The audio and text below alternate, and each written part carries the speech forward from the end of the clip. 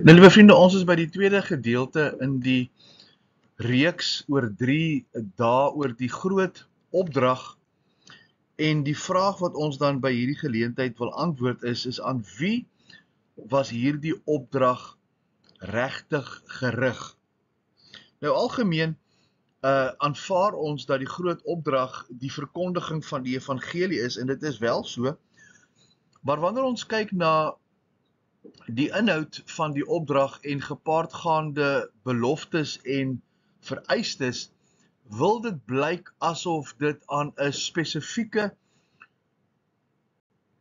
soort of groep mense eerder gegee is. Ons wil bietjie by hierdie tweede geleentheid daarby stil staan.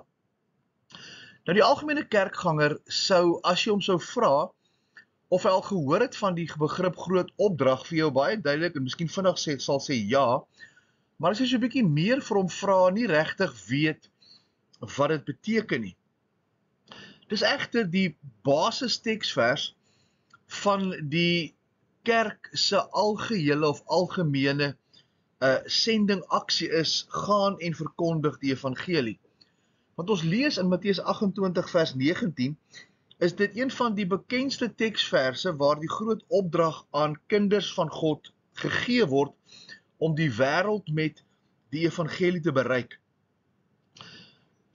Ons vind hierdie in al 4 evangelies word melding gemaak van die opdrag wat Jesus aan sy disippels gegee het net voor sy hemelvaart. Word gesê dat dit die laaste woorde van Jesus was om sy boodskap aan die massas te bring. Die opdrag se oorsprong was: wag, verkondig die gebeure rondom dit wat julle van Jesus gesien het in Jerusalem, en gaan dan verder en deel dit met die ganse mensdom. Die opdrag gaan gepaard egter met sekere uiterlike handelinge, soos waterdoop, wat met die vergifnis van sondes in daardie tydsvak gekoppel is, wat nie die taal van die Nuwe Testamentiese kerk van genade is nie. Die apostel Paulus is baie duidelik dat hy nie gekom het om te doop nie, maar om die evangelie te verkondig. Dit beteken dat sou dit 'n opdrag wees wat sou voortvloei van die eerste hoorders af na die Nuwe Testamentiese kerk, Paulus dan in kontras en in teen hierdie algemene gebeure en dit wat met die groot opdrag saamgaan, homself dan daarteen sou wees en dit dan sou verwerp. Omdat Paulus dan sê dat hy nie gekom het om te doop nie, maar om die evangelie te verkondig. Die skrif in die Nuwe Testament is verder duidelik dat die redding van die verlore siel uit genade is, sonder werke of enige iets buite die volmaakte verlossingsplan van Jesus. Ons wil dan by hierdie tweede gedeelte voortgaan en kyk na nog dinge wat die groot opdrag vergesel, wat nie met die basiese verkondiging van die evangelie elke keer konsekwent sou volg of 'n natuurlike uitvloeisel daarvan is nie. Voordat ons daarby kom ons kyk net vinnig na 'n skema voorstelling van hierdie opdrag, sodat ons net weer onsself op 'n tydlyn kan vind. Die vraag is, waar pas hierdie opdrag by die tydlyn in? Jy sal sien dat die groot opdrag het gekom vlak voor die hemelvaart van Jesus, tussen die kruisiging en dan Jesus se hemelvaart. En dan begin Jesus se aardse bediening met sy 12 apostels by daardie blou ster wat ek aangetoon het, wat dan 3 jaar ongeveer voor die kruisiging van Jesus sou wees. Maar dat dit wat die disippels gepreek het, wat hulle van Jesus gehoor het, sy vervulling het, eers in 'n tydperk waar die volk Israel in verdrukking sal verkeer, aangesien toe die Jode Jesus by die kruisiging verwerp, die apostel Paulus met die bediening van genade of die verborgenheid van die evangelie te kom, wat dan eers by die wegraping van die kerk van Jesus Christus sy einde sal hê, waar Jesus dan, of God dan weer gaan terugkeer, om met die Joodse volk in 'n tydperk van loutering te deel, sodat hy kan kom om vir hulle koning te wees en 'n koninkryk van vrede op die aarde gedurende die 1000 jaar van vrede te kom proklameer en te kom wees. So, aan die ander woorde, dis die tydlyn wat ons na kyk. Die disippels en die boodskap van Jesus is voor die kruisiging, hy sterf, hy gee die opdrag na die kruisiging, die apostel Paulus word die geroepene vir die heidense weergebore kinders van God, almal wat nie Jode is, word weggeruk by die wegraping, en dan word dit wat Jesus en die disippels gepreek het, kom eintlik eers tot vervulling gedurende 'n tydperk van verdrukking voordat Jesus kom om vir Israel koning in Jerusalem te word. Nou die vraag is, wat moes die apostels geleer het voor die Heilige Gees? Want ons onthou nou dat die groot opdrag sê, julle sal krag ontvang of wees my getuies en doop hulle en leer hulle om alles te onderhou. So wat moes die apostels geleer het? Wat moes hulle die Jode geleer het voor die uitstorting van die Heilige Gees? Nou, dis baie belangrik dat die koninkryk van die hemele 'n verwagting is vir 'n Messias, sodat die Messias, die koning, fisies op die aarde sou kom regeer. Dit is waaroor die koninkryk van die hemele grootendeels gehandel het. Die disippels het niks geweet van die kruis en van die evangelie en wat die kruiswerk ingesluit het, want dit was nog vir hulle verborge, toe Jesus met sy aardse bediening 3 jaar voor sy kruisiging begin het. Want ons lees in Markus 8 vers 31, toe het hy hulle begin leer, dat die seun van die mens baie moes ly en verwerp word deur die ouderlinge en owerpriesters en skrifgeleerdes en gedood word en na 3 dae opstaan. En nou sê vers 32, en hierdie woord het hy rond uitgespreek en Petrus het hom op sy geneem en hom begin bestraf.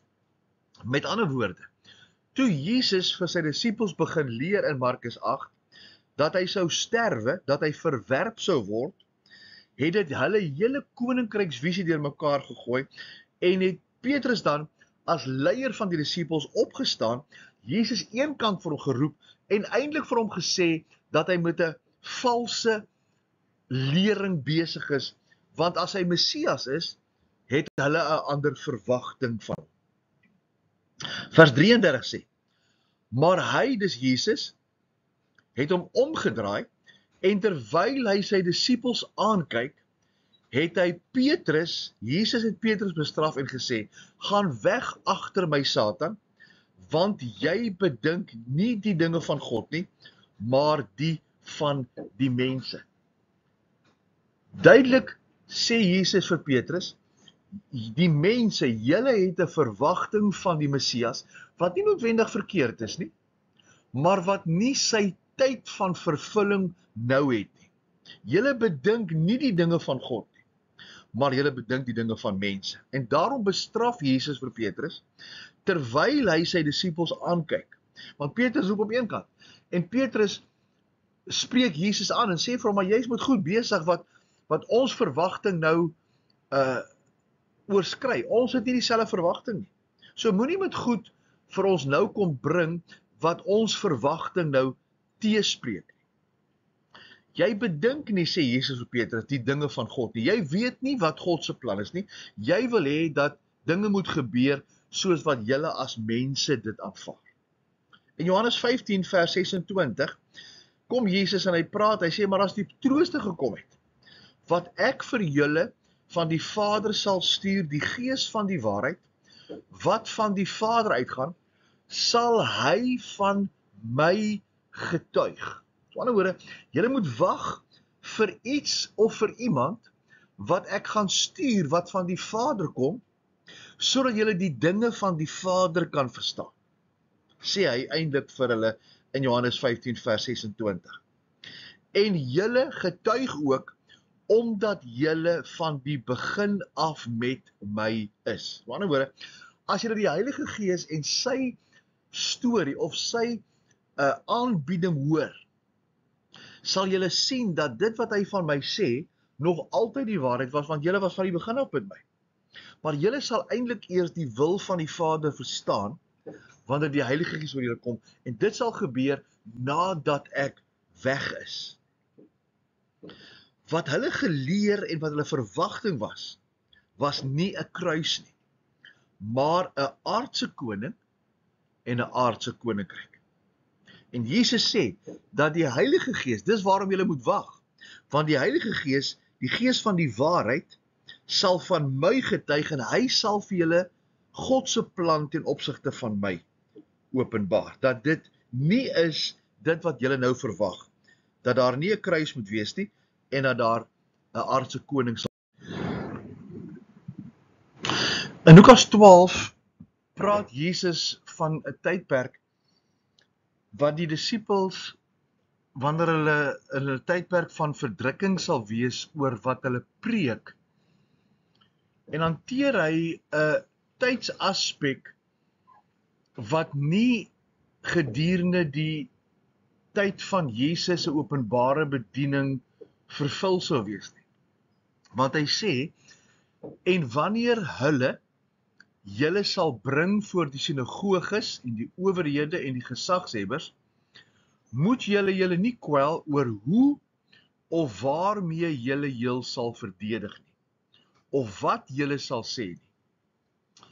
Want die Heilige Gees sal julle in dieselfde uur leer wat julle moet sê. Met ander woorde, dis sal 'n tydperk wees wanneer Jesus nie daar sal wees nie, dat hulle alleen sou wees om hulle self te verdedig oor wat hulle oor Jesus sê. En dan sê hy, in hierdie tydperk sal die Heilige Gees in daardie uur vir julle sê wat julle moet sê. 'n Tydperk van verdrukking, wanneer hulle verantwoording sal wil doen aan die sinagoges en die gesagshebbers en die owerhede oor wat hulle sê omtrent Jesus en hoe hulle self sal verdedig. Onthou waar die koninkryksverwagting van die Jode gelê het. Dit was vir 'n aardse koning gedurende 'n aardse regering. Die tydaspek verwar dus. As met die eerste koms het hulle verwagting was, maar Jesus leer hulle dat die Gees hulle die woorde te verdediging en vrymoedigheid sal gee, wanneer hulle verdruk sou word vir wat hulle preek. En hulle sou Jesus preek as koning van die aarde in Jerusalem op die troon van Dawid. Met ander woorde, 'n tydperk in die verdrukking wat ons nou na verwys het, waar hulle die Joodse nasie sal voorberei vir die koms van die Messias.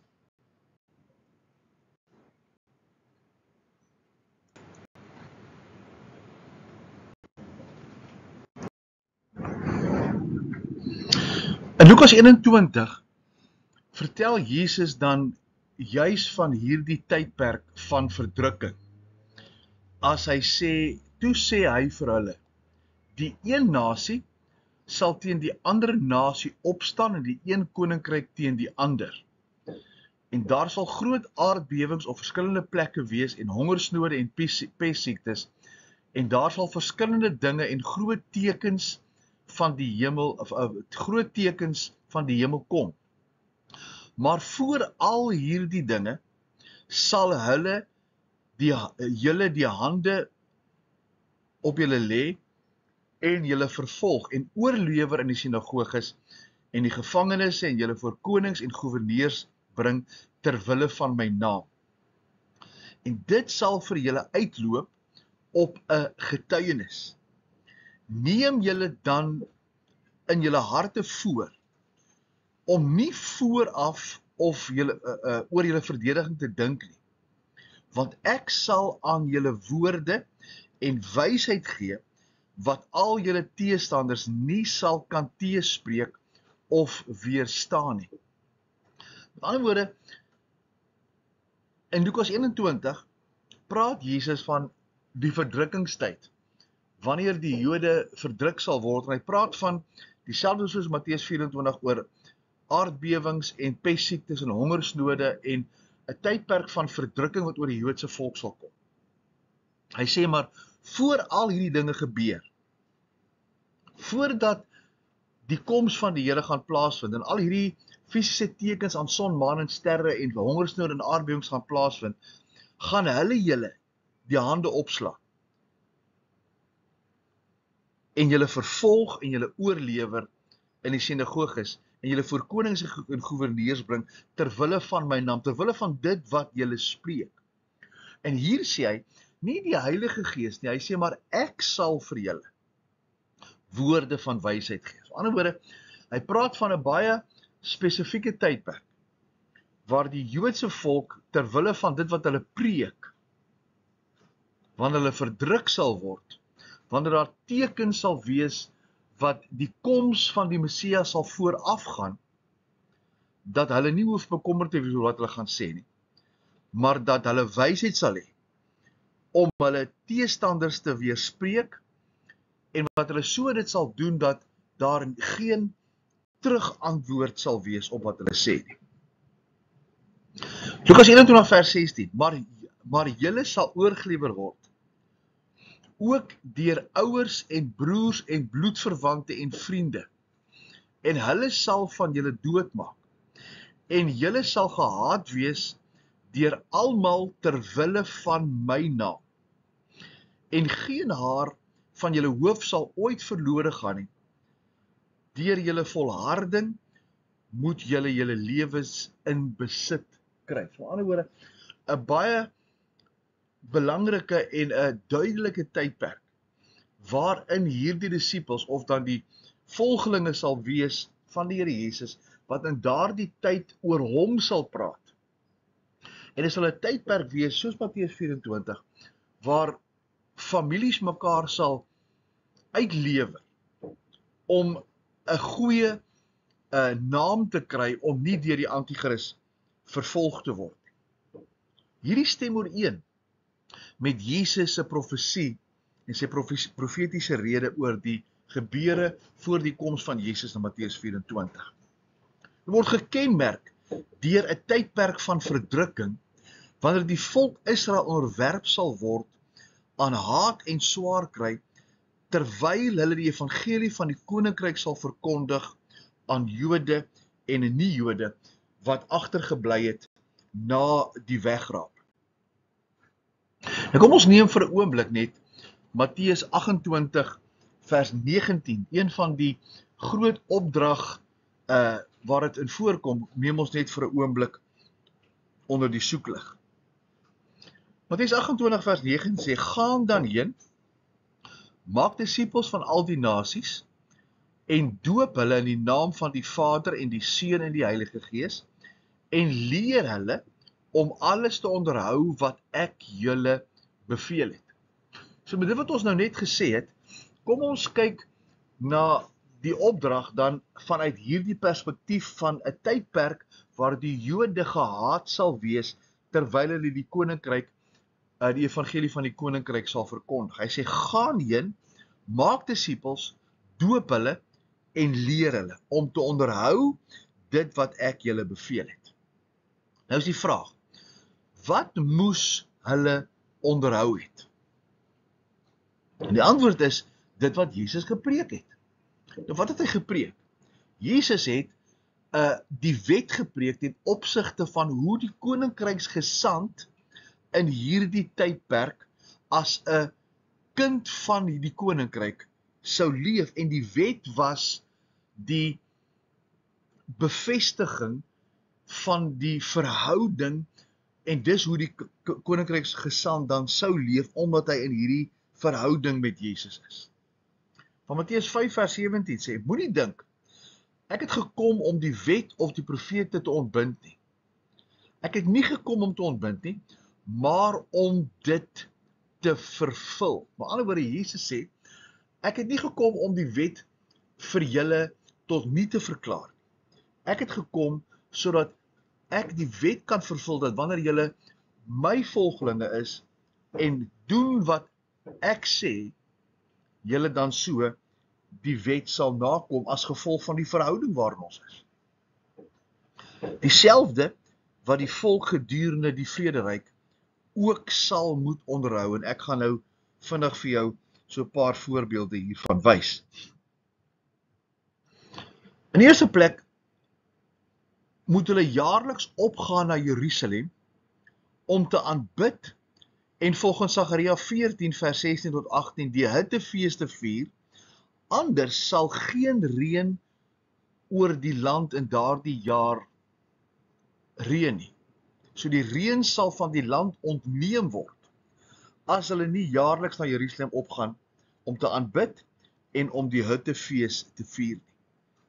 In Matteus 8 vers 3 lees ons die volgende, daarop steek Jesus sy hand uit en raak hom aan en sê, dis nou die melaatse, toe hom sê, wat wil jy vir jou doen, sê hy, ek wil word gereinig, en dadelik is hy van sy melaatsheid gereinig, hoor nou, en Jesus sê vir hom, pas op, dat jy dit aan niemand vertel nie, maar gaan vertoon jou aan die priester en offer die gawe wat Moses voorgeskryf het, tot 'n getuienis vir hulle.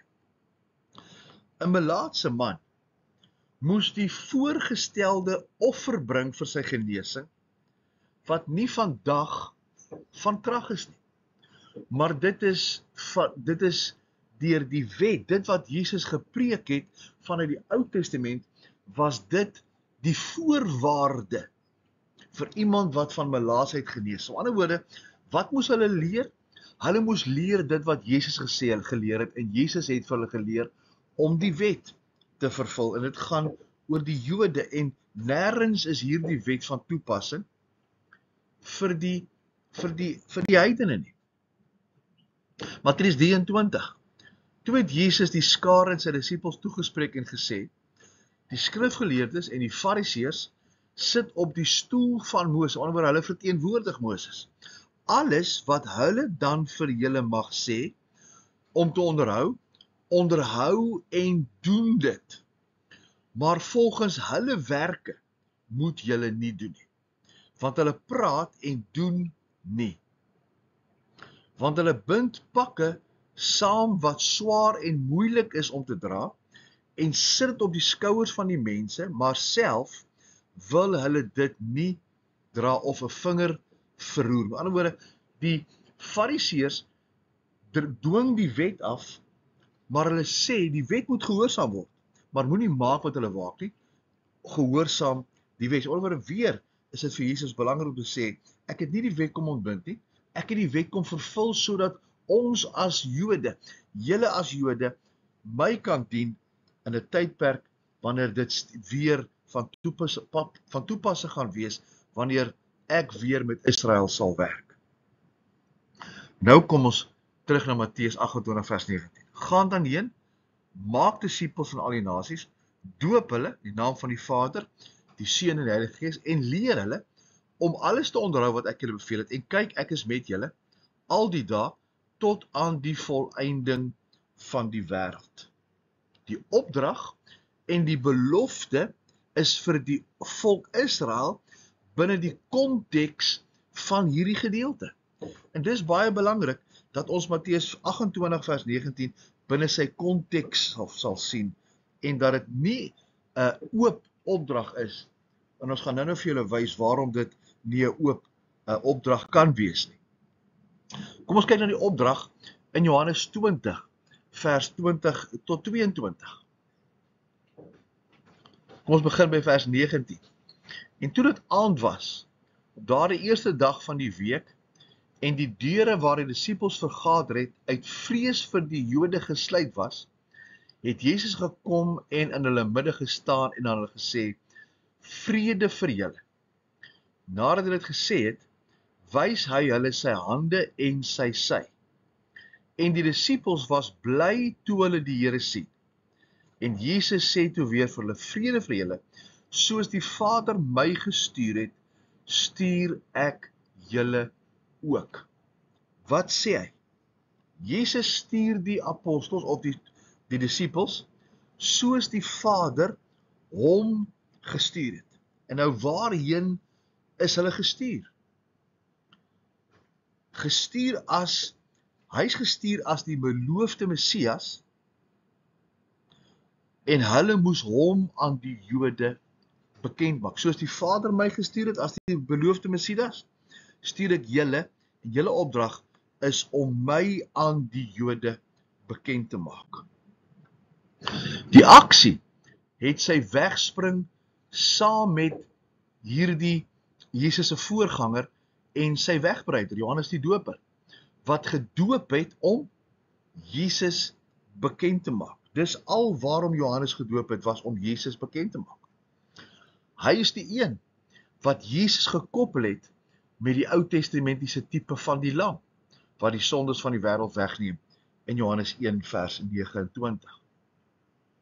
In Romeine 15 vers 8 en verder lees ek iets baie interessants. En ek sê, Paulus, sê dat Jesus Christus 'n dienaar geword het van die besnydenis, hulle die Jode wie besny is, terwille van die waaragtigheid van God, om die belofte aan die vaders te bevestig. Jesus word 'n bedienaar of 'n dienaar van die besnydenis terwille van die waaragtigheid van God, om die beloftes van God aan die vaders te bevestig. En dat die heidene terwille van God se barmhartigheid God kan verheerlik, soos geskryf is.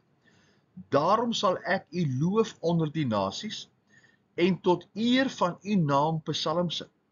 En ook sê hy, verbly julle o nasies, saam met sy volk, en ook loof die Here alle nasies en prys. Met ander woorde, die Jode was die gewees wat die boodskap onder die Jode moes bring, en van daar af die heidene die verhouding kan sien, en dat die heidene ook dan deel kan word van die plan wat God vir hulle gehad het. Ook Jesaja sê, die wortel van Isaï sal daar wees, en hy wat opstaan om oor die nasies te heers, op hom sal die nasies hoop. Maar die wortel van Isaï, Dawid se vader, hy sal daar wees, en hy sal opstaan om oor die nasies te heers, en op die nasies sal hulle hoop op hom hê. Romeine 15 vers 15.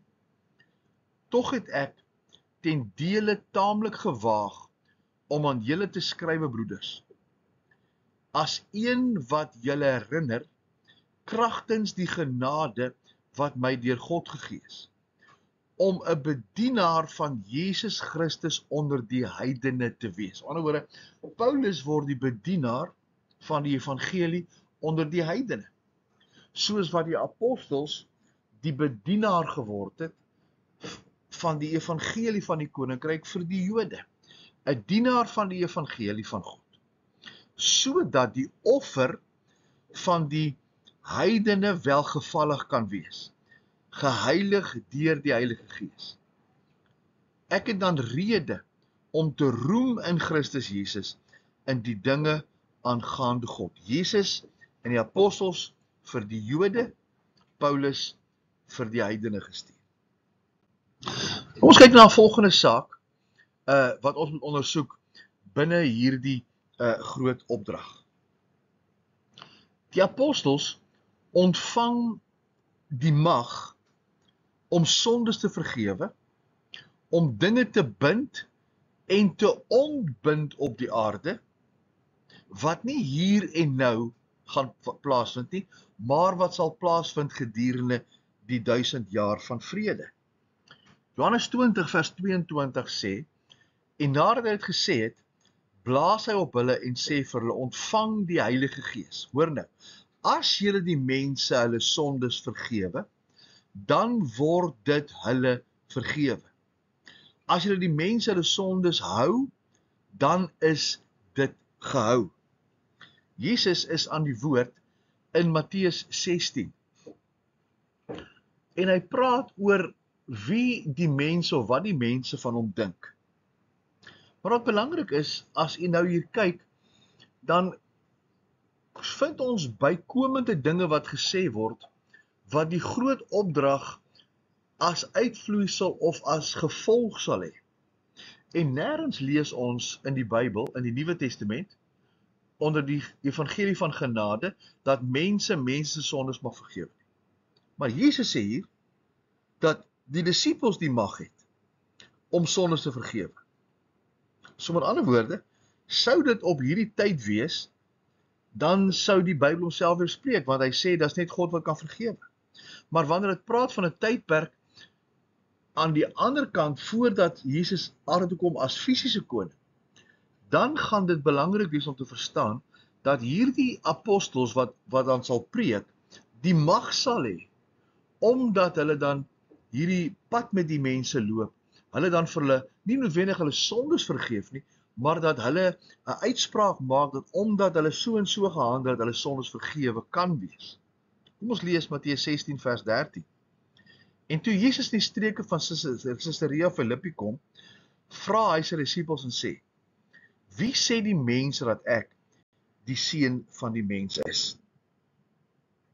Vers 14. En hulle antwoord, sommige sê Johannes die Doper, sommige Elia, ander Jeremia of een van die profete. Hy sê vir hulle, maar julle, wie sê julle is ek? Simon Petrus antwoord en sê, u is die Christus, u is die seun van die lewende God. Toe antwoord Jesus en sê vir hom, salig is jy Simon Bar-Jona, want vlees en bloed het dit nie aan jou geopenbaar nie, maar my Vader wat in die hemele is. Hoor nou wat volg. En ek sal ook vir jou, of ek sê ook vir jou, jy is Petrus, en op hierdie rots sal ek my gemeente bou, en die poorte van die doderyk sal dit nie oorweldig nie. Ek sal jou die sleutels van die koninkryk van die hemele gee. Wat jy ook op die aarde mag bind, sal in die hemel gebonde wees. En wat jy ook op die aarde mag ontbind, sal in die hemel ontbonde wees. Daarop het hy sy disippels bevel gegee en gesê, om vir niemand te sê, dat hy Jesus die Christus is nie. Gewoon by die twee plekke, ne, lees ons, dat hulle ding op die aarde kan bind en ontbind, sondes kan vergewe en sondes nie kan vergewe nie. Wat baie duidelik nie in hierdie tydperk van genade plaasvind nie. En kan dit net wees, dat dit soos ons daarop gewys het, dat dit van 'n tydperk praat, wanneer die Jode, die segsmanne, die 144.000, die segsmanne gaan wees, wat gaan preek gedurende die verdrukkingsstryd, voor Jesus dan aarde toe kom, om vir die Jode in Jerusalem op die troon van Dawid koning te wees. Ons kyk voorts na die aanklag van Jesus teen sy disippels. Baie belangrik, dat hierdie groot verwagtinge word van die disippels geskep, dat hulle dinge mag bind en ontbind, dat hulle sondes kan vergewe en sondes nie kan vergewe nie. En as dit op daardie tyd van toepassing was, waarom hierdie aanklag van Jesus teen sy disippels? En daarom is het belangrik om te sien dat hierdie tydperk, wat ons nou van gepraat het, van 'n ander tydperk praat, en nie van die tyd toe Jesus saam met sy disippels op die aarde was nie. Matteus 28 gaan, vers 16, gaan die groot opdrag voor. En die 11 disippels het na Galilea gaan, want Jesus sê vir die vroue, sê vir my disippels, ek gaan na Galilea toe, na die berg waar Jesus hulle bestel het. En toe hulle hom sien, het hulle hom aanbid, maar sommige het getwyfel. En nou in vers 18 sê hy, moet hy homself dan nou so half sy CV voorhou en sê, aan my is gegee alle mag in die hemel en op die aarde, gaan dan heen verkondig die evangelie, doop hulle en leer hulle. Met ander woorde, toe die disippels Jesus na sy opstanding sien, nadat hy opgestaan het, en nadat hy die opdrag gegee het dat hulle saam met hom na Galilea toe moes gaan, was daar sommige wat nie in Jesus geglo het nie. Markus 16 vers 14. Later het hy aan die 11 verskyn, toe hulle aan tafel was, en hy het hulle ongeloof en hardheid van hart verwyd, omdat hulle, die wat hom na sy opstanding gesien het, nie geglo het nie. Op ander woorde, daar word so 'n groot gevolge of nagevolge op hierdie opdrag aan sy disippels gegee van sonde vergewe en dinge bind en dinge ontbind, dat dit nie op die tydperk kan wees waar Jesus hier met sy disippels praat nie, want hy verwyd hulle oor hulle ongeloof. En daar's baie van hulle, soos Thomas, wat in die openbaar ongelowig was om nie weer hom te aanvaar as Messias en weer teleurgestel te word. Die groot tekortkoming was die feit dat hulle nie sy mag as God kon aanvaar of verstaan nie. Moes Jesus hierdie aanspraak maak, omdat hulle hom net as 'n aardse koning verwag het. En dis baie belangrik om dit hier in gedagte te hou. Maar kom ons gaan voort en ons kyk na Markus 16 en die groot opdrag. En hier vind ons 'n kontroversiële deel van hierdie opdrag. In Markus 16 vers 15 lees ek, hy sê, en hy het vir hulle gesê, gaan die hele wêreld in en verkondig die evangelie aan die ganse mensdom. Hy wat glo en hom laat doop sal gered word, maar hy wat nie glo nie, sal veroordeel word. Ek vestig jou aandag op die opdrag gaan en verkondig, en dan sê vers 16, hy wat glo en hom laat doop, sal gered word. Ons het in die inleiding gesê, dat redding van die verlore sondaar se siel in die genade dispensasie, niks van iets buite redding in Christus van kan praat nie. Maar hier staan, hy wat glo en hom laat doop, sal gered word. Maar hy wat nie glo nie, sal veroordeel word. Op 'n ander woorde, die glo is glo in Jesus en die doop is die vereenselwiging met die Here Jesus. En dis belangrik, maar nou volg hier iets baie interessants. Die opdrag gaan gepaard met die aksie van doop, gekoppel aan geloof en 'n uiterlike aksie van vereenselwiging met die Here Jesus Christus.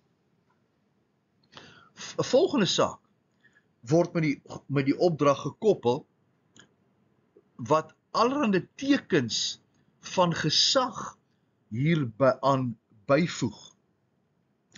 Dinge wat nie huidiglik sigbaar is nie. Onder normale omstandighede van gehoorsaamheid en die uitvoering gee aan die evangelie van die opdrag van Jesus. Op 'n ander woorde, hier kom 'n klomp uiterlike dinge wat nou kan gebeur, wat nie normaal die omstandighede volg nie, maar wat gehoorsaamheid en die opdrag aan die evangelie van die opdrag van Jesus nou hier 'n moontlikheid maak. So kom ons kyk so 'n bietjie meer daarna. Vers 17 sê, en vir hulle wat geglo het, sal hierdie tekens volg. Ek wil net vir 'n oomblik teruggaan na Markus 16 vers 16. Hy wat glo en hom laat doop sal gered word. Hy wat nie glo nie, sal veroordeel word. Nou sê vers 17, vir die wat geglo het, sal daar tekens wees wat op hierdie glo volg. In my naam sal hulle duiwels uitdryf. Met nuwe tale sal hulle spreek. Slange sal hulle opneem. En as hulle iets dodeliks gedrink het, sal dit hulle geen kwaad doen nie. Op siekes sal hulle die hande lê en hulle sal gesond word. Matteus 16, waar ons ook van die groot opdrag lees, is daar sekere tekens wat volg vir die wat geglo het, wat nie vandag en die uitvoer van die opdrag om die evangelie van Jesus te verkondig aan die ganse mensdom, dat dit noodsaaklik of normaalweg deel word van die uitvloeisel. Daar word baie min duiwels uitgedryf. Daar word nie in tale gespreek. Daar word nie op slange getrap nie. Hulle drink niks dodeliks en kom niks oor nie. Hulle lê nie hulle hande op siekes en siekes word gesond. In ander woorde, hier is 5 tekens wat volg, wat nie noodwendig altyd gepaard gaan met die uitvoering van die groot opdrag, soos wat ons dit in Matteus 28 vers 19 sien nie. Hierdie is uitsonderlike tekens om die onbereikte en die onderdrukte hoorders te oortuig van die goddelike ingryping en die intervensie van God in hierdie tydperk van die verdrukking.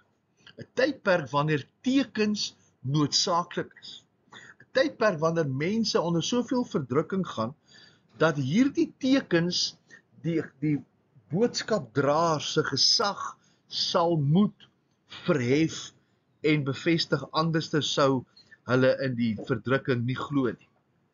En dan sê vers 19 van Markus 16, nadat die Here dan met hulle gespreek het, is hy opgeneem in die hemele en gaan sit aan die regterhand van God.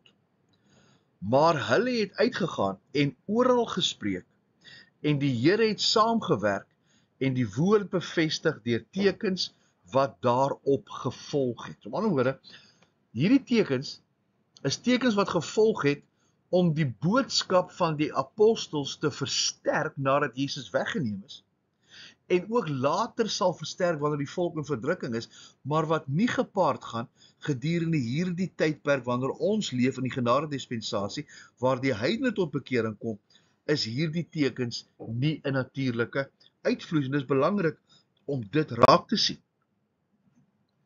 Interessante handeling gedurende Paulus se bekering, en ek wil hê ons moet ten slotte vinnig daarna kyk. In Handelinge 9 vers 15 kom Paulus tot bekering op die pad van Damaskus, en hy word na die huis in Damaskus gevat, waar hy vir 3 dae lê, en Ananias word die opdrag gegee om na Paulus toe te gaan, om vir hom te bid. En Ananias is eers teenstrydig, en hy stry en hy sê, maar hy wil nie gaan nie, want hy ken hierdie man, dat hy die kerk, die mense van wat Jesus gevolg het, vervolg het. En die Here sê vir Ananias, gaan, want hy is vir my, Paulus is vir my 'n uitverkore werktuig om my naam te dra voor nasies en konings en die kinders van Israel. Want ek sal hom toon hoeveel hy vir my naam moet ly.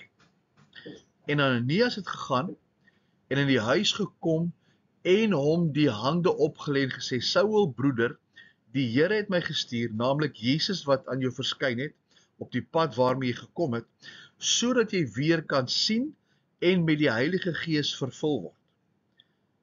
Nou hy lê hom hande op en hy bid vir hom, en dadelik het daar iets so skille van sy oë afgeval. En hy kom onmiddellik sien, en hy het opgestaan en is gedoop. Paulus sê, ek het nie gekom om te doop nie, maar om die evangelie te verkondig, maar Paulus, met sy bekering, word hy hande opgelê, om die Heilige Gees te ontvang, en hy word gedoop.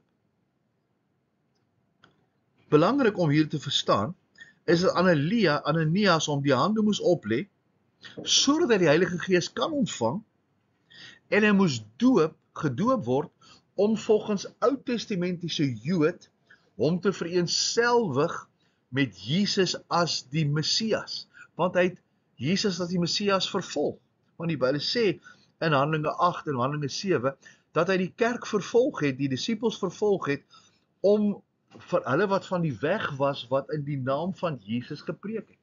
So anderwoorde, hy het Jesus verwerp, en daarom moes hy gedoop word, Oud-testamenties, omdat hy 'n Jood was, om hom te vereenselwig met Jesus. Maar hy moes die hande opgelê word, om die Heilige Gees te ontvang, sodat hy as bedienaar van die woord na die heidene gestuur gaan word.